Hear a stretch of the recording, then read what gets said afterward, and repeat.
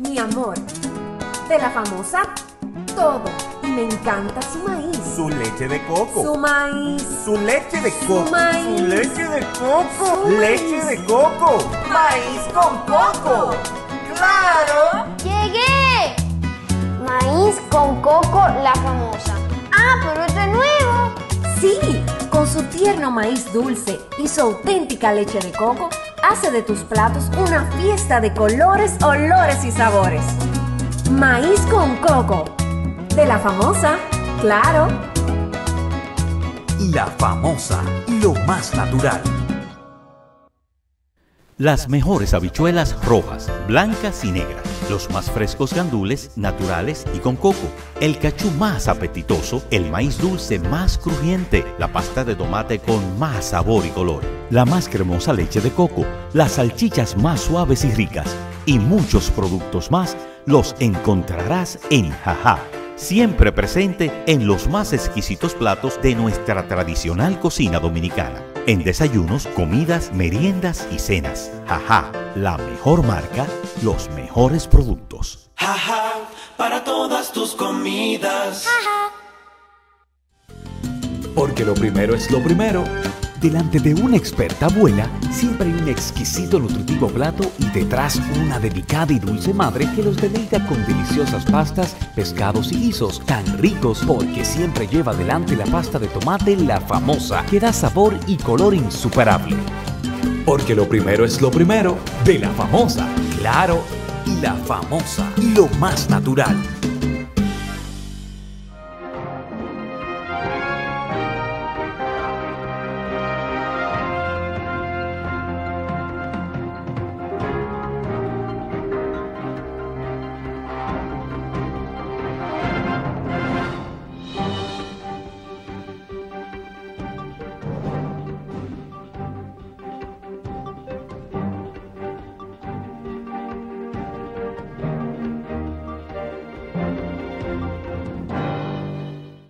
Buenas noches, amigos televidentes. Ya en el segundo sábado de pasado y presente, en esta nueva década que se inició del 2020, se encuentra con nosotros un interlocutor válido de muchas de mis intervenciones públicas ante el país, como lo es don Sergio Germán Medrano, con quien vamos a conversar sobre diversos temas de actualidad, sobre todo del discurso y de que dio el Día del Poder Judicial, el Día de la Epifanía, que celebramos los cristianos, coincidió precisamente con el Día del Poder Judicial, y el presidente de la Suprema Corte de Justicia, Luis Henry Molina, publicó un discurso que ha producido muchas opiniones en sectores importantes de la sociedad dominicana que durante años han propugnado por un fortalecimiento del Poder Judicial. El tema es bastante complejo. En sociedades como la nuestra hay diversos factores, causas que inciden de manera indirecta en el Poder Judicial y en muchas decisiones que se toman en la República Dominicana. También quisiéramos, así de retrospectiva, a vuelo de pájaro, ver cómo don Sergio Germán Medrano visualiza el año recién terminado en la República Dominicana y cuáles son las expectativas fundamentales que tenemos los dominicanos para este año 2020, donde hemos visto que la confrontación política ha adquirido niveles inusitados. Parece que la tesis esgrimida por ese historiador puertorriqueño y secretario de la delegación norteamericana en el país, y que era el libro favorito de cabecera de mi extinto padre Francisco Carvajal Martínez, como es responsable del fracaso de la Tercera República de Víctor Medina Benet, nosotros parece que estamos en una circularidad, porque el nivel de confrontación política que hay en la sociedad actualmente, eso está llevando a preocupación y sobre todo nos está retrotrayendo, nos está involucionando a periodos históricos que pensamos superados, sobre todo esa descripción que da Medina Benet en esa obra fundamental de interpretación del pasado dominicano sobre la sociedad dominicana pretrujillista. Con don Sergio Germán Medrano vamos a entrar a hablar sobre esos temas. También, para mí, una de las preocupaciones fundamentales que yo como ciudadano he externado es el hecho del cuestionamiento que hay al estamento de la jurisdicción administrativa electoral, como es la Junta Central Electoral, por diversos sectores. Yo creo que en el país se ha hecho un esfuerzo, hemos hecho legislaciones apresuradas a la velocidad de la luz y hemos visto lo que significa el costo político de lo que le cuesta al ciudadano el costo de la celebración de unas elecciones, que en un país como el nuestro, obviamente, eso lastima el alma de cualquier persona que tenga un mínimo de sensibilidad social.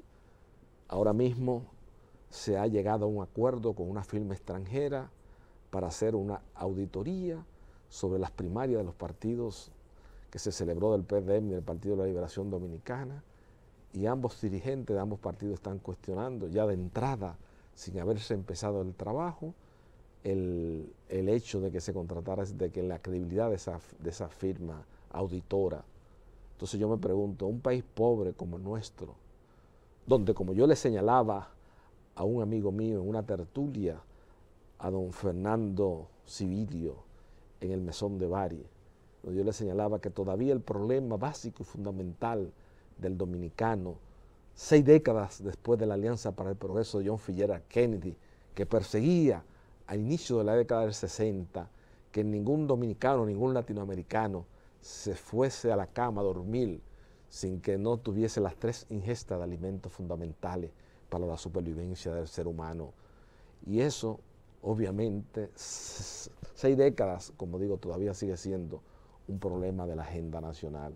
Entonces, se gasta en política, se gasta, entonces hay un cuestionamiento. Entonces, yo quiero que don Sergio, con la agudeza crítica que posee y siendo una persona que ha vivido en plena lucidez procesos históricos importantes en la República Dominicana, desde ser miembro fundador del 14 de junio, como yo reitero ante el país, porque yo creo que ese es uno de los crisoles fundamentales que él puede exhibir esta noche ante el país, y que lo que le da muchas veces a sus expresiones autoridad de cosa irrevocablemente juzgada, porque si analizamos la evolución de las ideas políticas en Santo Domingo, al margen de cualquier discusión histórica o sociológica, nosotros percibimos inmediatamente que en el 14 de junio fue donde se percibió el mayor amor pristino e inmaculado a la patria y a la sociedad, como lo perseguían las enseñanzas primigenias de la moral social de Eugenio María de Hostos. Con don Sergio Germán Medrano vamos a abocar y a hacer un análisis de estos temas que yo he dado ligera pincelada en el introito, en el proimio de pasado y presente, luego de la primera pausa frente al país y la sociedad dominicana.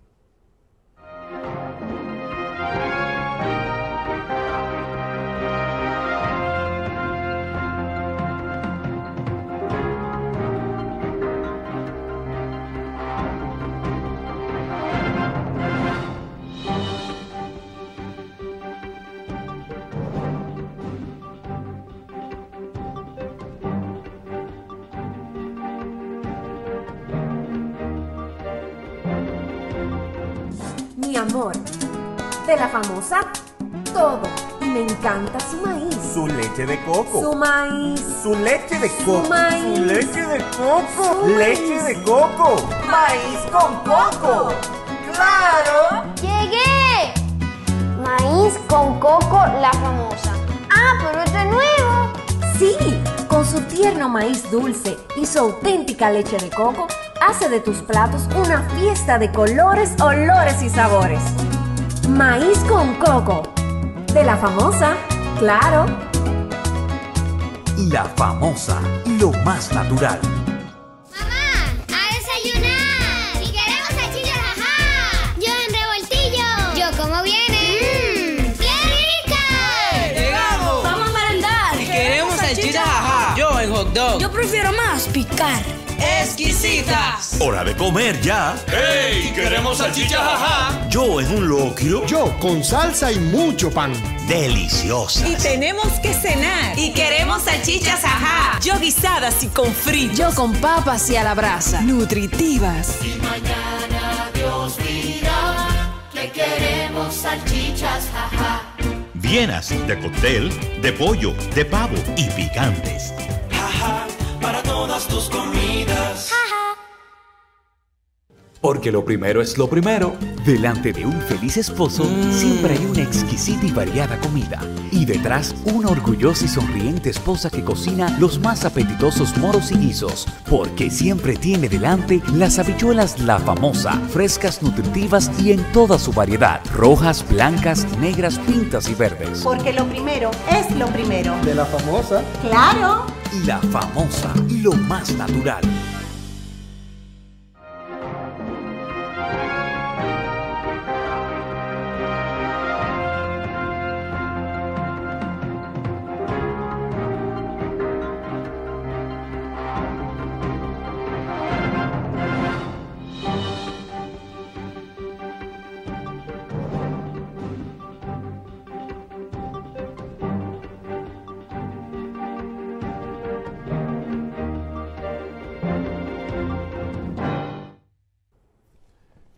Carvajal, la llegada del nuevo año de una manera natural implica un cambio en la naturaleza, un cambio en el avance del tiempo. Pero del mismo modo, esa llegada del nuevo año implica un pasado en la vida pública de la sociedad y un pasado en los acontecimientos de la sociedad y una expectativa, es decir, una esperanza hacia el nuevo año.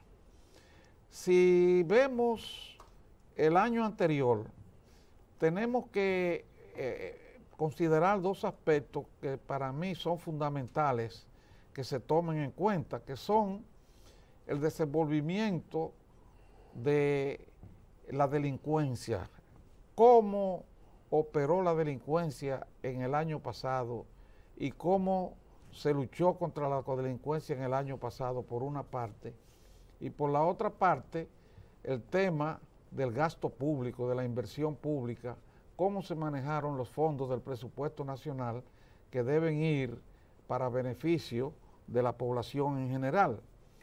Evidentemente, en cuanto al aspecto de la delincuencia y su control, el año pasado fue peor que el antepasado, es decir, que hubo un incremento en los feminicidios, por ejemplo. No hubo tampoco una persecución constante de la delincuencia y mucho menos un sancionamiento ejemplar. Quiere decir que el problema de la delincuencia parte no solo de los orígenes de hecho, de las circunstancias de hecho que lo producen, de la vida de la sociedad, sino también debe contemplarse desde el punto de vista de por qué aumenta. Y en mi opinión, aumenta porque no se está sancionando debidamente. No hay una sanción ejemplar para los grandes crímenes que ocurren en la sociedad dominicana. Por ejemplo, en el Código Penal se le hizo una modificación para aumentar la pena máxima de 30 años a 40 años. Pero yo veo y busco constantemente durante todo el año en los periódicos las condenas que van pronunciando los tribunales con motivo de los distintos actos delictivos y crímenes que se cometen.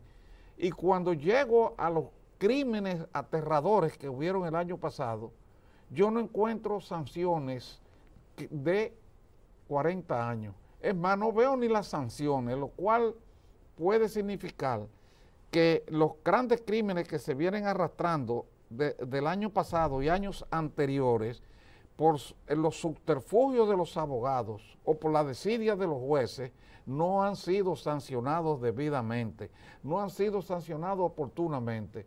Yo creo que cuando ocurre un crimen de la magnitud de lo que estamos viendo últimamente en el área de los feminicidios, no es posible que se se alargue el proceso destinado a imponer la sanción, permitiendo los incidentes y permitiendo que los abogados que defienden a esas personas con subterfugio jurídico, con incidentes, con triquiñuelas, puedan alargar el proceso de tal modo que los jueces no lleguen a fallarlo, no lleguen a sancionarlo.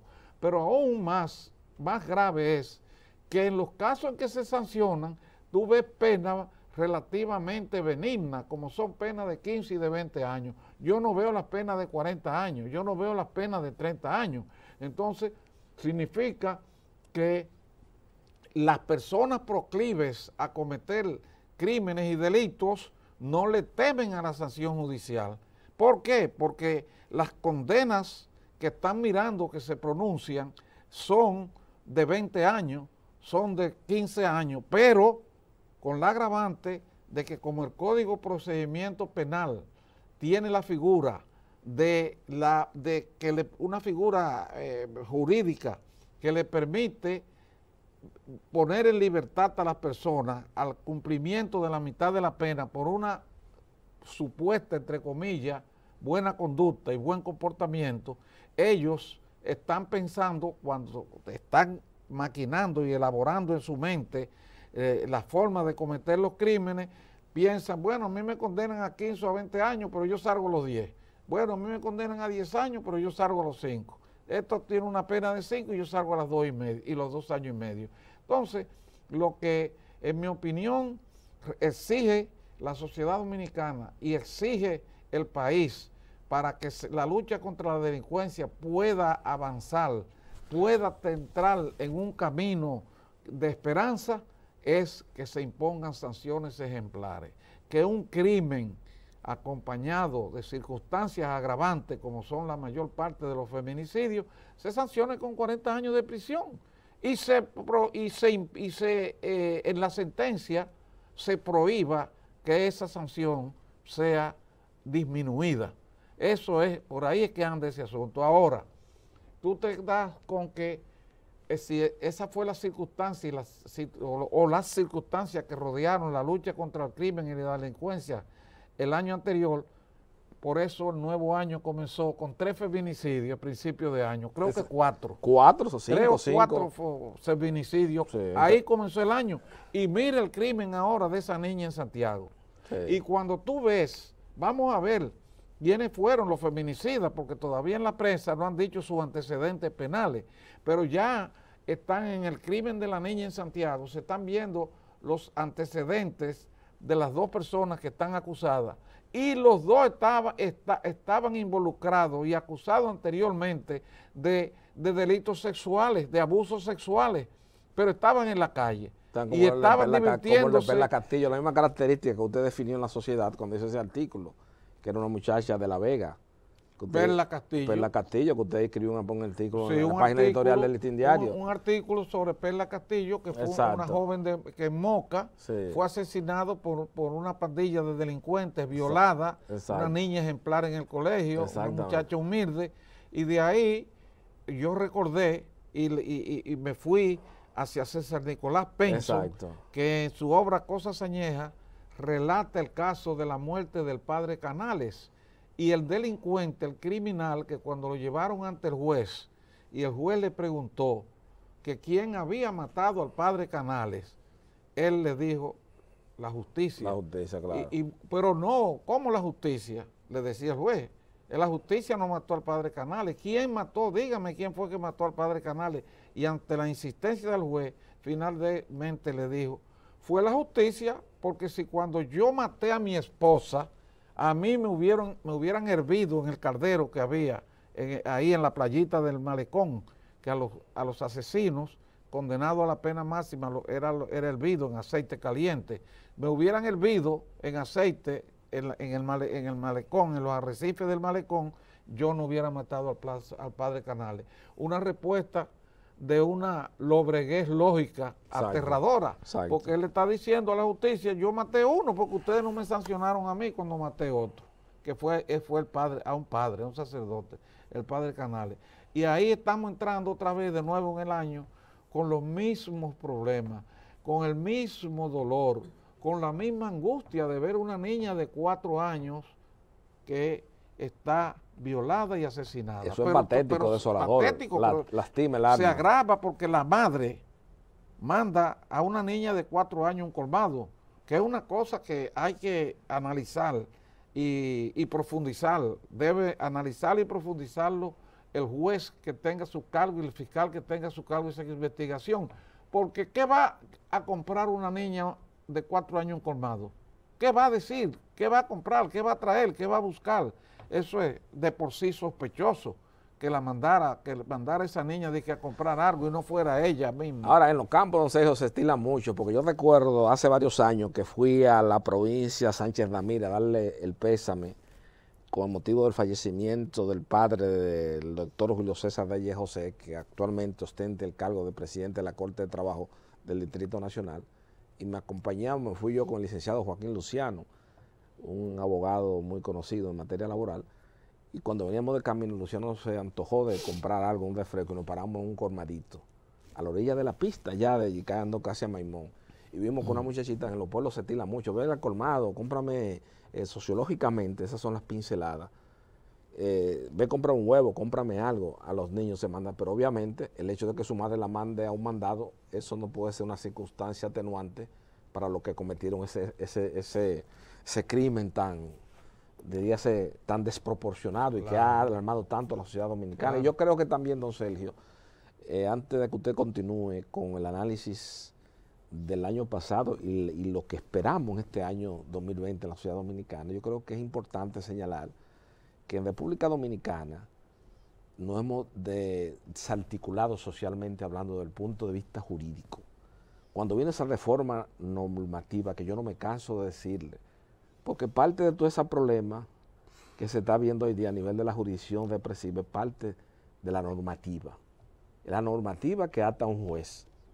Porque antes un juez, te quiere decir o no, que fuera draconiano o no, pero un juez antes en la íntima convicción veía a un tigre con 2 aretes, con un tatuaje y una cosa, y él tenía de entrada la libertad de formarse la convicción que él tenía sobre la persona. Entonces comenzaron un grupo de gente aquí a hablar de la constitucionalización de las normas procesales. Entonces renunciamos a Francia, un país que si usted hace un estudio comparado desde el punto de vista jurídico y analiza las ciudades norteamericanas que se rigen por el sistema francés, usted se va a dar cuenta que la familia romano-germánica, o sea, el derecho francés es el derecho de más influencia a nivel global y además nosotros renunciamos a incorporar las reformas procesales francesas del Código de Procedimiento Criminal y denunciamos a eso, inventamos un Código Procesal Penal que está solamente el doctor Marino Benicio Castillo. Voy a ser justo ante el país.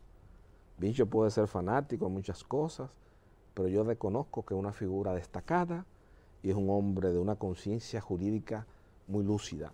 Y Vincho, usted y el doctor Rafael Luciano Pillado le advirtieron al país y le dijeron, mire, esta nueva normativa procesal va a traer problemas porque es muy fácil venir a sentarse en televisión y decir, bueno, que los jueces, que tal cosa.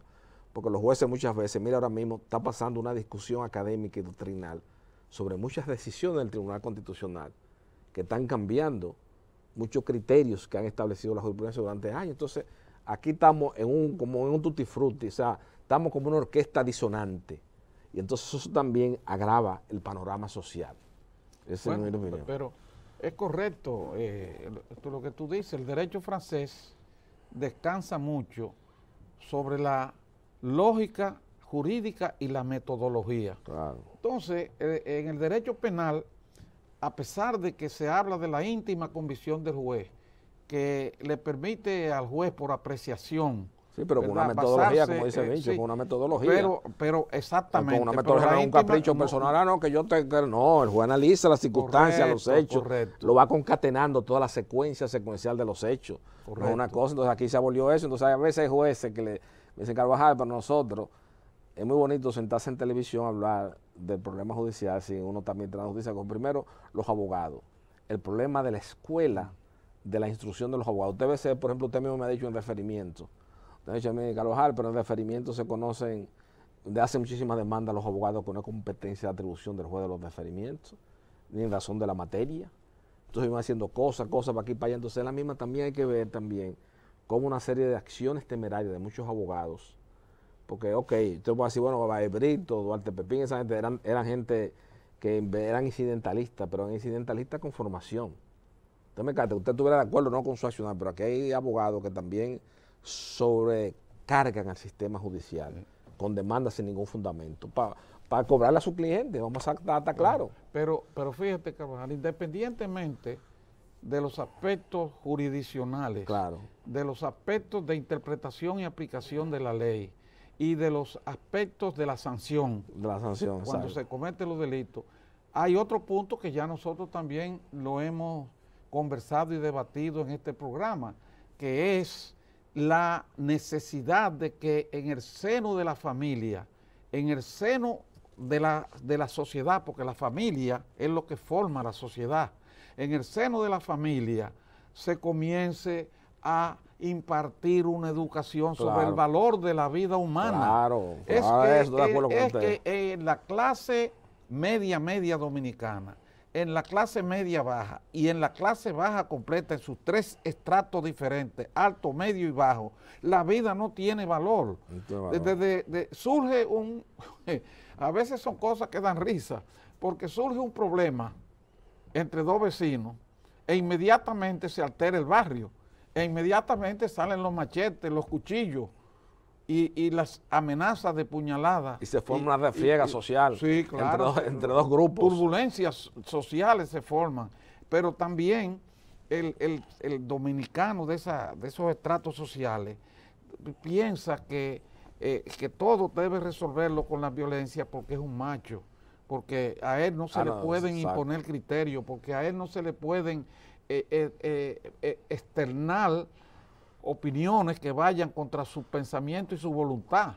No tiene discernimiento, no tiene capacidad de controversia, que es algo elemental en la vida social, porque no todos pensamos iguales. Entonces, en el seno de la familia y en el seno de la escuela, el colegio y la escuela, tiene que comenzar a este país a entender que hay que profundizar y extender entre los dominicanos el criterio de valoración de la vida humana, que la vida humana es el valor supremo, que la vida humana se la ha dado Dios al ser humano para que la agote hasta que la misma voluntad de Dios decida que debe terminar.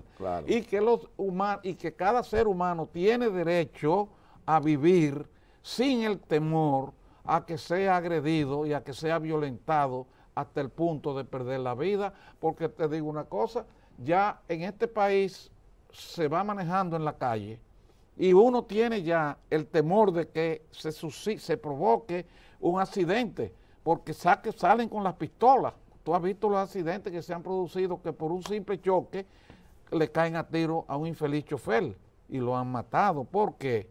Porque la vida humana no tiene valor. En un restaurante, en un bar, se arma un problema, se organiza una discusión, termina a tiro y a muerte. ¿Por qué? Porque la vida humana no tiene valor. Ese es el principal, el origen principal de la feminicidio, de los crímenes y de todo el tipo, hasta de los propios suicidios, es el irrespeto del valor de la vida humana. Entonces, la iglesia, la familia, la escuela, la sociedad en general debe trabajar intensamente para que en el dominicano se espiritualice, se interiorice el sentido de la valoración de la vida humana y del respeto de la vida humana, porque tú verás que de esa manera van a terminar todos esos acontecimientos luctuosos que hoy en vida nos están alarmando. Y en relación, que fue ese tema, también tú hiciste referencia a la vida pública también en el año anterior. Y la vida pública el año anterior está muy relacionada con el exceso gasto público y la gran inversión en asuntos políticos en el presupuesto nacional, que se va a aumentar este año por el tema de las 3 elecciones separadas y por el tema del aumento de los subsidios a los partidos políticos. Entonces, aquí ahora hay una deuda externa cuantiosa que sobrepasa los 50.000 millones de pesos, esa deuda externa. Esa deuda externa está ahora, se va a subsidiar y a pagar con nuevos préstamos, es decir, aumentando la deuda externa para poder pagar los intereses de la deuda externa. Si a eso tú le sumas la cantidad de dinero que se va a gastar en las elecciones y la cantidad de dinero con que se van a sufragar los partidos para que participen en las elecciones, tenemos que el país está caminando hacia un colapso en el presupuesto y hacia un colapso en la inversión pública. Esa situación tiene que ser revisada profundamente y debe comenzarse, en mi opinión, por terminar con los subsidios a los partidos políticos. No es verdad que el ciudadano dominicano tenga que estar pagando impuestos para ese dinero entregárselo a los políticos, a los partidos políticos que se subsidien con sus propios fondos, que busquen sus propias contribuciones, como en otras partes del mundo, y no que sean subsidiados por el Estado mediante el dinero que se recaudan con los impuestos. ¿Y usted cree que un país con la naturaleza y la pobreza que tenemos nosotros se puede dar el lujo que no se dan otras sociedades más desarrolladas económicamente y socialmente que nosotros, de hacer 3 elecciones separadas en un periodo de 6 o 7 meses? Eso es algo, mire, esa gente aquí en República Dominicana que hicieron la ley de régimen electoral y de partido político, le va a pasar como un antiguo compañero de mi extinto padre Francisco Carvajal Martínez, de la promoción del 53, que por razones familiares no voy a mencionar su nombre por consejo suyo, porque usted ahorita hablaba de que la gente en República Dominicana, fácilmente, hasta una cosa de tránsito, aquí hay un gran jefe militar ahora mismo actualmente de este gobierno, y no digo que sea de este gobierno porque está más emparentado con un sindicalista y con un ex senador por el Monteplata, que con las mismas autoridades actuales, que está dirigiendo un alto cargo militar, que porque un individuo le dosó el canto, él salió y le pegó un tiro en la época de Hipólito Mejía. Hipólito Mejía lo destituyó y hoy día figura como un gran director. Bueno, lo voy a decir ya, porque ya se está diciendo el director de la NCD, hijo de Alburquerque, de aquel sindicalista Manuel Damón Alburquerque. Y aquí se premia la cosa, porque es que aquí no hay sanción social. Aquí se comete el error histórico de llevar a Víctor Gómez Vergés al Tribunal Constitucional cuando Víctor Gómez Vergés fue el actor principal de aquel fallo histórico de la Junta Central Electoral cuando se despojaron de 4 senadores al Partido Revolucionario Dominicano. Que no tenemos criterio, o es que el desconocimiento de la historia no hace cometer esos anacronismos en la República Dominicana. Entonces la juventud ve esos perfiles. La juventud ve que el merengue de calle, que los converos, que lo que se yo quiere, que lo trivial es lo que tiene hoy día preeminencia. Entonces se ha olvidado de los temas fundamentales. Entonces este país es una cheche, estamos en una especie de una España invertebrada, como habló el licenciado José Ortega y Gasset, al término de la preeminencia intelectual en la escritura española de la generación del 98. Peor que una chercha, porque si tú viste la despedida de año que se pasó por televisión en el Malecón, eso fue una exhibición de vulgaridad, de procacidades, de todo tipo de género de vulgaridades y de mal gusto, lo que hubo ahí desde las 10 de la noche hasta las 6 de la mañana. Este país no se puede permitir ese lujo, este país no puede dar lujo, don Sergio. Eso es lo que le están presentando al público dominicano, en vez de presentarle exhibiciones artísticas de calidad, claro, y de respeto, un verdadero jolgorio, un verdadero nalgatorio vulgar. Eso pero fue usted mismo, que la gente dice Carvajal, pero ya tú tienes a uno cansado con el Trujillo, con Trujillo para aquí. Pero señores, que uno tiene que tomar el referente, porque vamos, usted que fue un antitrujillista, eso no le va a impedir que usted reconozca el esplendor de las semanas aniversario de J. Arismendi Trujillo Molina, donde desfiló lo mejor del cine mexicano en aquella época. Pero nosotros después de la apertura de la democracia, la música ha ido en una pendiente, en una caída libre. Yo creo que esa música es como decía, como le decía Pedretín una vez a Ramón Francisco, ese deterioro de la música popular de todos nosotros, es el reflejo de la crisis del alma nacional, y eso no está exento de ningún estamento de la sociedad. Usted ha analizado con validez el estamento del Poder Judicial, básicamente en el aspecto de la jurisdicción represiva, que es donde se originan la mayoría de las opiniones negativas que se vierten sobre el Poder Judicial. Entonces, Sergio, vamos ahora a entrar en la tercera pausa de pasado y presente y vamos a analizar ya como tema final en esta conversación que sostenemos cada sábado frente al país, el discurso que acaba de dar el día de la Epifanía el presidente de la Suprema Corte de Justicia, el licenciado Luis Henry Molina, donde trató varios temas que son de vital importancia que no debemos analizar, como por ejemplo la distribución del presupuesto al interno de la Suprema, del Poder Judicial, y otra serie de factores que yo creo que son pertinentes que analicemos con claridad ante el país, luego de la tercera pausa de pasado y presente. Pregúntale.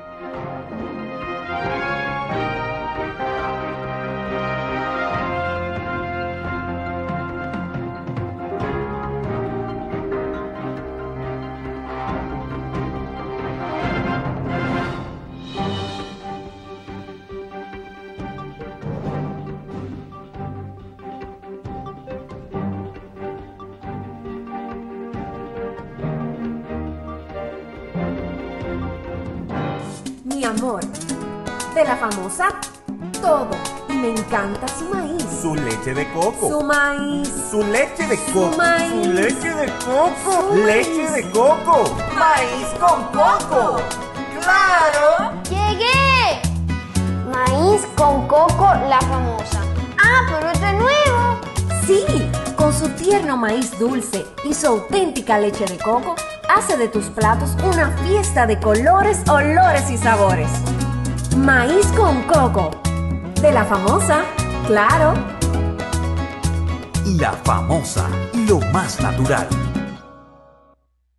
Las mejores habichuelas rojas, blancas y negras, los más frescos gandules, naturales y con coco, el cachú más apetitoso, el maíz dulce más crujiente, la pasta de tomate con más sabor y color, la más cremosa leche de coco, las salchichas más suaves y ricas y muchos productos más los encontrarás en Jajá, siempre presente en los más exquisitos platos de nuestra tradicional cocina dominicana. En desayunos, comidas, meriendas y cenas. Jajá, la mejor marca, los mejores productos. Jaja, para todas tus comidas. Porque lo primero es lo primero. Delante de un alegre y activo hijo, siempre hay una sabrosa hamburguesa o exquisitos hot dogs con papitas y tostones. Y detrás una amorosa y paciente madre que los combina siempre con el apetitoso ketchup La Famosa, por ser natural e insuperable en color y sabor. Porque lo primero es lo primero. De la famosa, claro. La Famosa, lo más natural.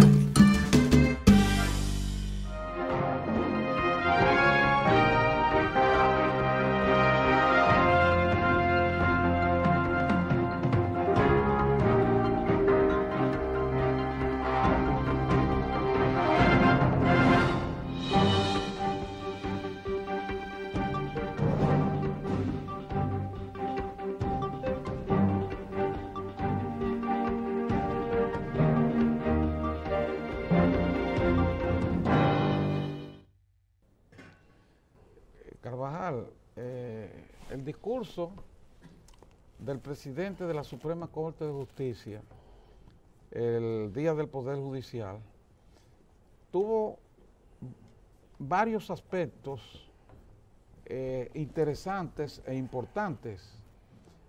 De ellos, uno que considero el más importante, y él mismo lo reconoció, es el de la mora judicial. Y dijo el presidente de la Suprema Corte de Justicia que habían pendiente de fallo en la Suprema Corte de Justicia 18,000 y pico de recursos de casación. Si tú a eso le sumas los casos pendientes en las cortes penales civiles y en los juzgados, en los tribunales de primera instancia civiles y en los tribunales penales, estamos hablando de 30 o 40,000 procesos pendientes de fallo, lo cual plantea una situación de mora judicial extremadamente grave.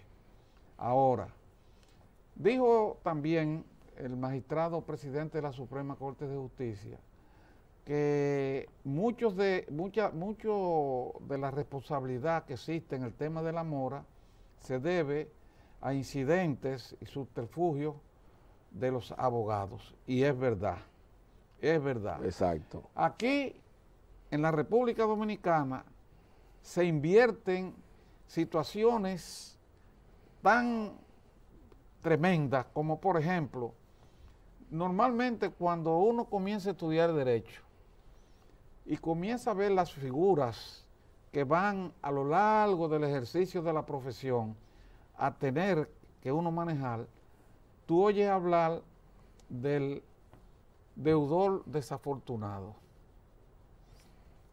Sin embargo, aquí no es del deudor el desafortunado. Aquí el desafortunado es el acreedor. Es el acreedor.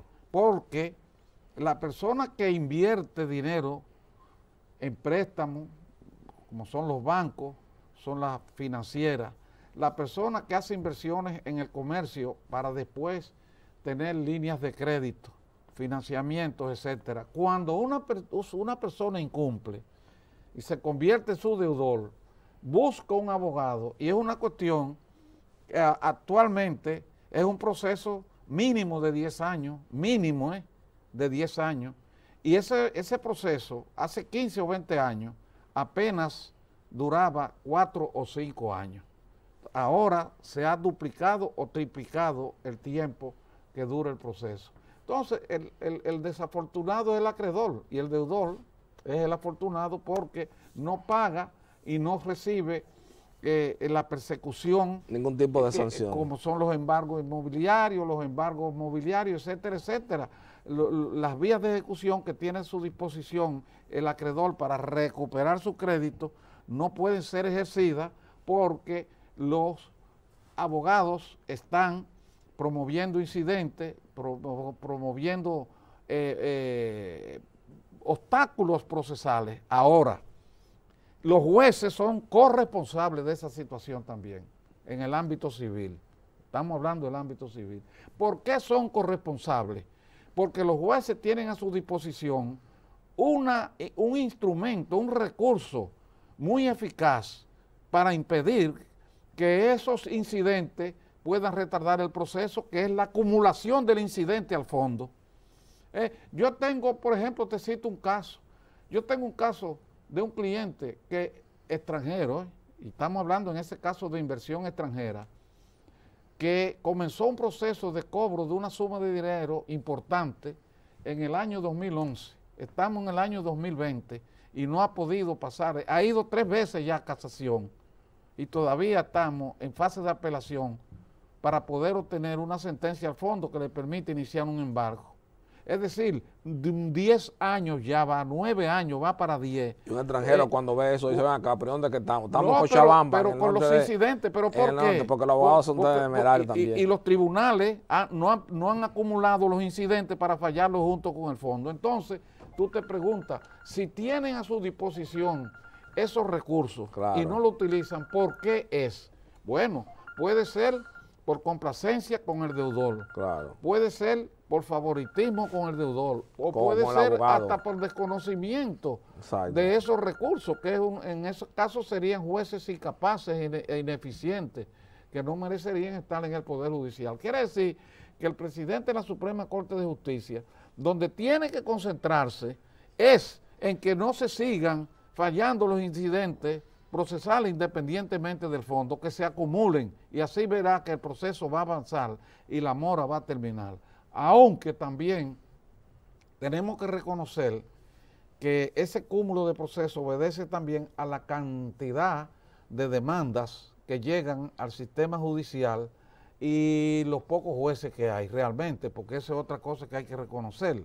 Que aquí hay, por ejemplo, en el juzgado de primera instancia hay 5 salas, pero esas 5 salas, cada sala de esas, yo tuve una audiencia hoy en la 5ª sala y ahí habían como 25 o 30 audiencias. Posiblemente va a tener 2 audiencias más, 2 días de audiencia la próxima semana, donde van a haber 50 audiencias. yo he ido a audiencia del juez de los referimientos del Distrito Nacional y veo que son 40, 50 audiencias, 2 veces a la semana.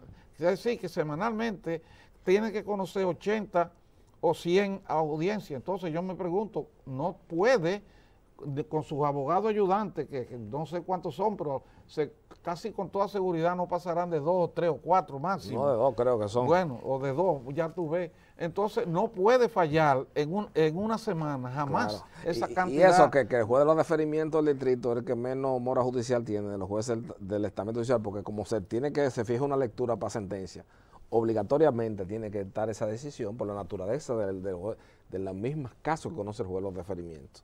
Pero ahora todos los abogados quieren llevar también todas las otras controversias de naturaleza normales, que no es una manifestación manifiestamente ilícita ni una turbación, lo quieren llevar a juez de los deferimientos. No. Y entonces eso es otra cosa que el sistema lo saturan.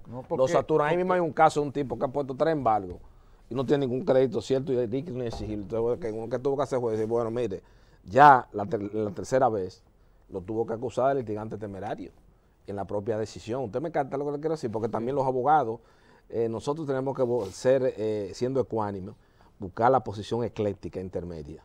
Es cierto que hay jueces del estamento judicial que, como usted dice, que por ignorancia o desconocimiento no le dan solución rápida a los procesos judiciales que son puestos bajo su custodia, pero también hay abogados que inician demandas, que hay gente que usted sabe que se han ganado la vida en eso, Claro. Intentando ese mismo proceso que usted señaló, que yo tuve el honor de asistir a una audiencia a usted. Ese mismo proceso, si uno es un juez, una gente dice, ven acá, pero ya que hay 38 sentencias, de 38 sentencias todas han sido favorables, pues vamos a hacer la solución porque son cuestiones que tienen que ver con el interés de la inversión extranjera en República Dominicana. Entonces, cuando un inversionista de ese nivel que usted representa dice allá afuera que tiene 10 años en un proceso judicial, nadie lo entiende. Dice, no, espérate, yo no voy para allá.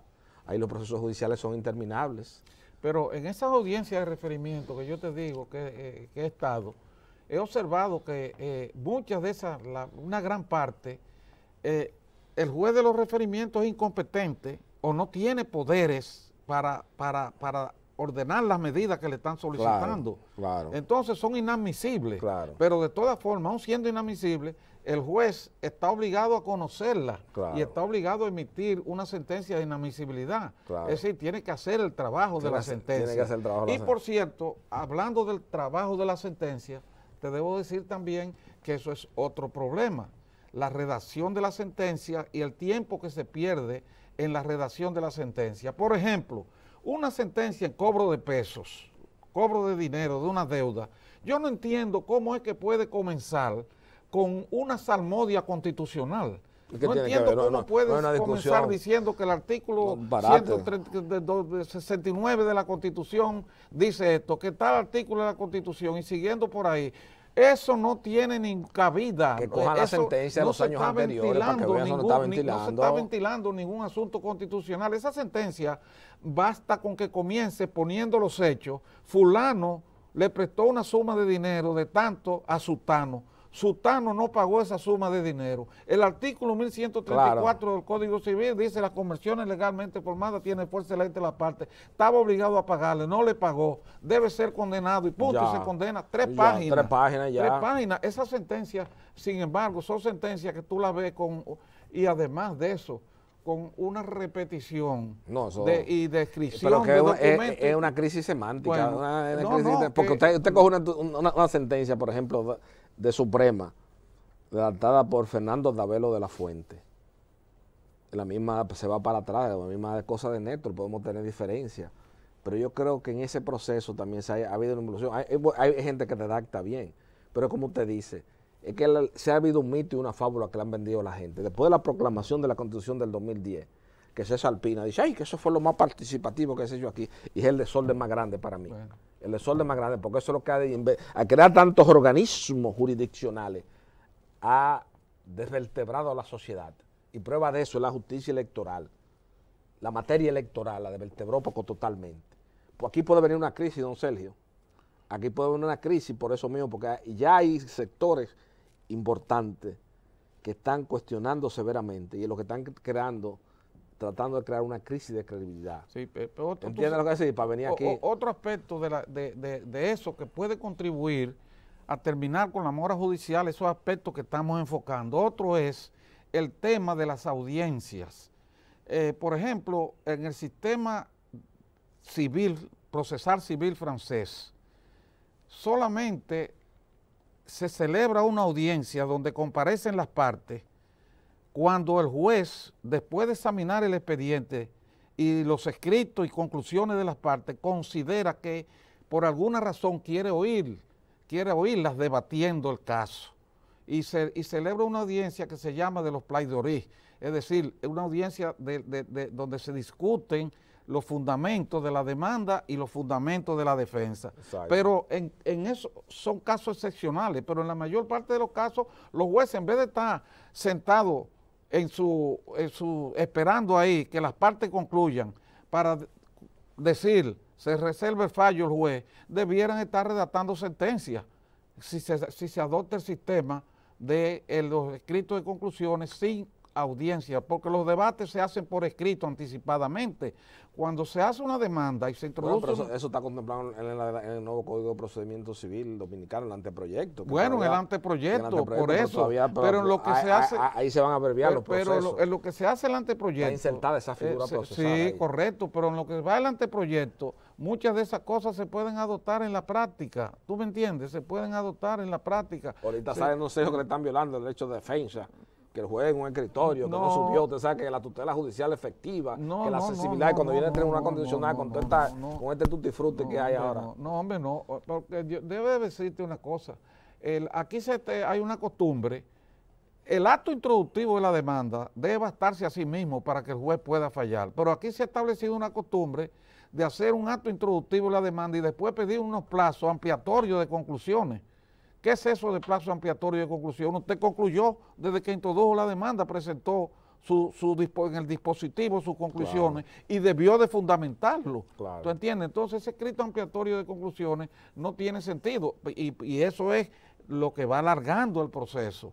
El escrito ampliatorio de conclusiones, la sentencia redactada con una amplitud innecesaria, ¿tú me entiendes? Los jueces oyendo conclusiones en vez de estar redactando sentencias. Entonces, eso es donde el presidente de la Suprema Corte de Justicia debe enfocarse en los puntos en que pueden acortar el proceso en el parte. Y para finalizar, también te voy a decir otra cosa de lo que ha dicho el presidente de la Suprema Corte de Justicia, y con esta yo diciendo radicalmente. Dice el presidente de la Suprema Corte de Justicia que los jueces no pueden recibir a los abogados. Óyeme, el pecador va donde el cura, el que está enfermo va donde el médico, claro, el que va a construir una casa va donde el ingeniero.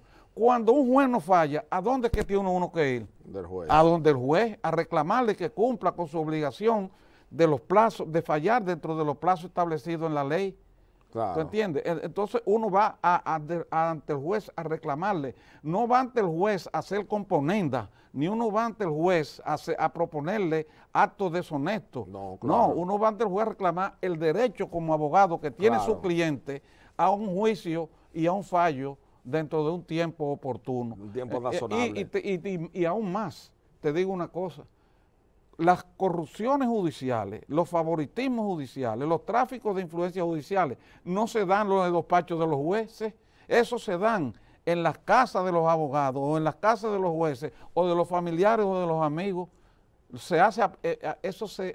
Quienes hacen esas prácticas no las hacen en los despachos de los jueces, al contrario, los que vamos a los despachos de los jueces somos los que tenemos el espíritu del ejercicio de la profesión de una manera recta y clara, claro, y vamos a la luz del día ante el juez, sin ocultarnos, vamos a hablar con el juez. Claro. Eso yo no comparto ese criterio. Ahora, el día que los jueces fallen oportunamente y rápidamente, entonces no habrá necesidad de ir a donde ellos a pedirle que falle. Exacto. Punto. Bueno, don Sergio, lamentablemente se va a quedar para la próxima semana un tema que teníamos que analizar sobre el tema del presupuesto asignado al Poder Judicial e inequidad, que el mismo presidente de la Suprema ya había hecho un estudio, ha tratado ese tema en ocasiones anteriores con los jueces de primera instancia. Yo creo que debemos analizar ese tema, pero ya lo han hecho señas, ya que estamos sobrepasado de tiempo. Sí, y además hay que decir que hay que apoyar al presidente de la Suprema Corte de Justicia, porque hasta ahora